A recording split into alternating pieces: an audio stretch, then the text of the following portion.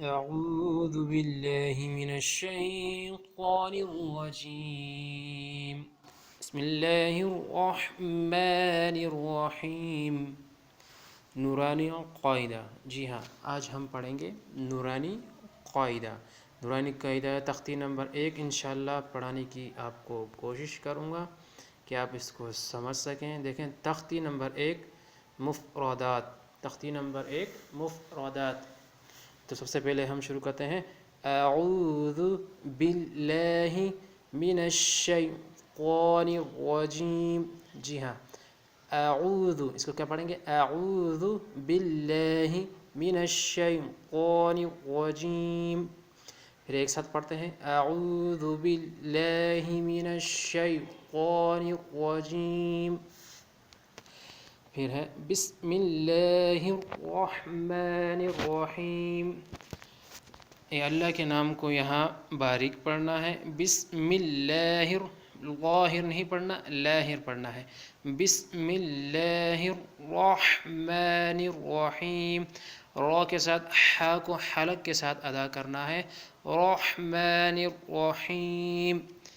جی ہاں، بسم اللہ الرحمن الرحیم. سب سے پہلے ہے الف. اس کو زیادہ نہیں کھینچنا، الف ادا کرنا ہے. الف الف نہیں پڑھنا، نہ الف پڑھنا ہے، بس صرف الف پڑھنا ہے اس کو. اس کے بعد ہے با. کیا ہے؟ با. پھر اس کے بعد ہے تا. پھر اس کے بعد ہے ثا. جی ہاں، با تا ثا.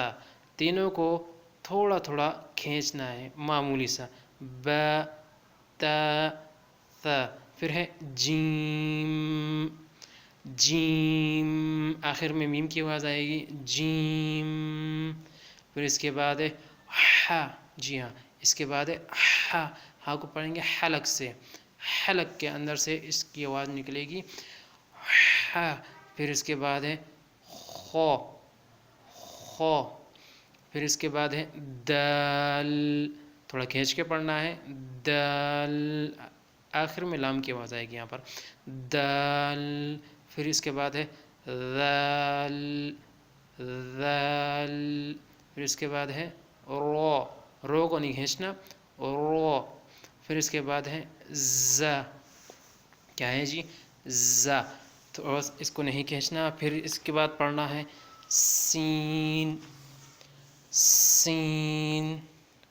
پھر اس کے بعد پڑھنا ہے شین. شین. پھر اس کے بعد پڑھنا ہے صاد. صاد.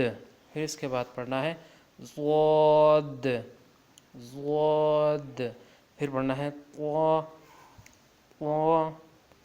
کیا پڑھنا ہے جی؟ طا. پھر اس کے بعد ہے ضا.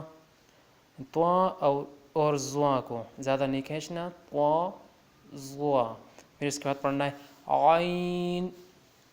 عین کی آواز نکالنی ہے. آ. آ سے نکلے گی، پہلے آپ کریں آ، پھر اس آخر میں عین. عین. پھر اس کے بعد ہے غین. یہ غا سے نکلے گی، غا. غین. پھر اس کے بعد ہے فا. فا. پھر اس کے بعد ہے قوف. موٹا پڑھنا ہے اس کو، قوف. پھر اس کے بعد پڑھنا ہے کاف. اس کو باریک پڑھنا ہے، کاف. پھر اس کے بعد پڑھنا ہے لام. لام. آخر میں میم کی آواز آئے گی، لام. تھوڑا سا کھینچ کے پڑھنا ہے اس کو. پھر اس کے بعد ہے میم. اس کو بھی تھوڑا کھینچ کے پڑھنا ہے. آخر میں میم کی آواز آئے گی، یعنی میم یا میم ایسا پڑھنا ہے، میم. پھر اس کے بعد پڑھنا ہے نون. نون. پھر اس کے بعد پڑھنا ہے واو. واو. پھر اس کے بعد پڑھنا ہے ہا. ہا. اس کو حلق سے موٹی آواز نکالنی ہے آپ کو، ہا. پھر آپ کو پڑھنا ہے حمزہ. یہ بھی ہا سے نکلے گا، حمزہ.